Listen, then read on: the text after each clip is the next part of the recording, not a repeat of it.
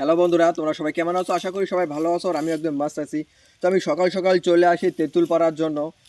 বাড়ি বসেছিলাম, তাই ভাবলাম চলো একটা তেঁতুলের ভিডিও বানানি যাক। তো আমি অনেক কটা গাছ খোঁজার পরে মাঠের ভিতরে একটা গাছ দেখছি। গাছের ভিতরে দেখতে পাচ্ছি মানে অসম্ভব পরিমাণে তেঁতুল হয়েছে। আমার মনে হচ্ছে গাছটা পুরো ধরে নিয়ে যায়।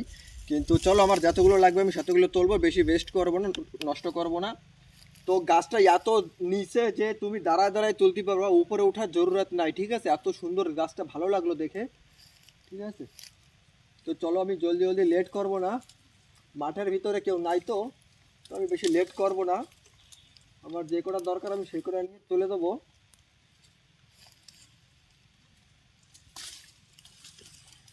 বেশি নেব না, আমার হয়ে যাবে, কারণ গাছটা ধারে কাছে, তো পরে আবার এসে নিতে পারবো।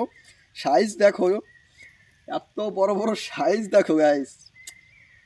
তো চলো, পার্ট 2 ভিডিও দেখার জন্য সবাই ফলো করে পাশে থাকো। অনেক ভালো হবে পার্ট 2 আশা করি। তো ঠিক আছে, এই যে আমি নিয়ে যাচ্ছি। দেখা হচ্ছে অন্য একটা ভিডিওতে, ততক্ষণ বাই বাই।